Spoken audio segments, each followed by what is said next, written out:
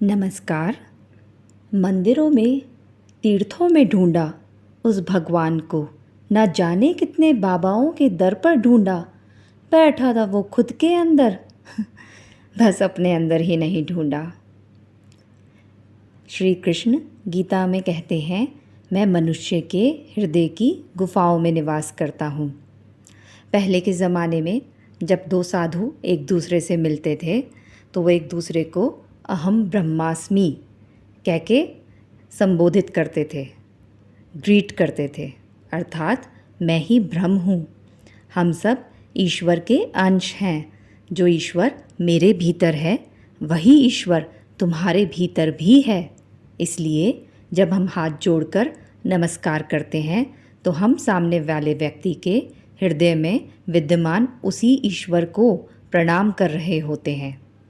पर इस ज्ञान का क्या महत्व है, आइए एक कथा से जानते हैं।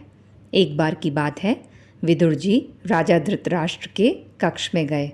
धृतराष्ट्र ने विदुर जी से आसन ग्रहण करने को कहा। विदुर जी ने कहा, महाराज पहले आप आसन ग्रहण करिए, तभी मैं आसन ग्रहण कर पाऊंगा। तो धृतराष्ट्र ने बड़ा खींच खाते हुए कहा, विदुर तुम्हारे और मेरे अलावा इस कक्ष में और कौन है? मैं तो देख भी नहीं सकता, अंधा हूँ। तुम आसन ग्रहण कर भी लोगे तो भी कौन देख रहा है? तभी विदुर जी कहते हैं, महाराज मैं भी तो स्वयं को देख रहा हूँ। वह मैं कौन है? वह मैं वही ईश्वर है जो हर व्यक्ति के हृदय की गुफाओं में रहता है, जो आपके हर कर्म का साक्षी है। मनुष्य जब पाप करता है तो उसको लगता है कि उसको कोई नहीं देख रहा, पर वह भूल जाता है कि वही ईश्वर जो उस मनुष्य के अंदर बैठा है वह उसके हर कर्म का साक्षी है, और समय आने पर वही ईश्वर उस व्यक्ति को उसके कर्मों का फल देगा। फल तत्काल भी मिल सकता है, वर्षों बाद भी, और कई बार अगले जन्म भी हो सकते हैं, पर मिलेगा अवश्य। कभी आप किसी कुम्हार के पास गए हैं तो उसके पास मिट्टी के कई बर्तन होते हैं, सुराही, घड़ा, पतीला, तवा, सब अलग अलग दिखते हैं, सबका प्रयोग अलग होता है। पर यदि आप उन सबको तोड़ दें तो अंत में केवल मिट्टी ही रह जाएगी। वैसे ही हम मनुष्य हैं, हम अलग अलग दिखते हैं, हमारी सोच, हमारा कर्म अलग अलग हो सकता है, पर हम सबके हृदय में वही एक ईश्वर विद्यमान है।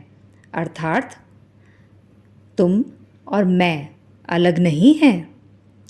तो जब मैं तुम्हारे साथ कोई बुरा कर्म करती हूँ तो वास्तव में मैं अपने साथ ही बुरा कर रही हूँ, और जब कोई व्यक्ति किसी के साथ अच्छा करता है तो वास्तव में वह अपने साथ ही अच्छा कर रहा होता है। इसलिए तो कहते हैं, जैसी करनी वैसी भरनी, जो बोओगे वो ही काटोगे।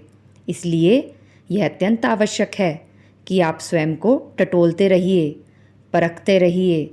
देखिए आपका खुद का मस्तिष्क, दिमाग, उसमें कैसे विचार आ रहे हैं, आप कैसे कर्म कर रहे हैं। आप स्वयं पर, अपने आप पर नज़र रखिए। आपका दिमाग बेलगाम घोड़ा नहीं होना चाहिए।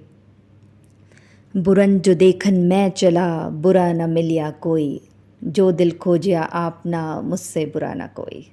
इसी के साथ मैं अपनी वाणी को विराम देती हूँ, और अगर आपको मेरा वीडियो पसंद आया हो तो कृपया मेरे वीडियो को लाइक एंड शेयर करें, और मेरे चैनल प्रतिध्वनि द वैदिक विजडम को सब्सक्राइब करें। धन्यवाद।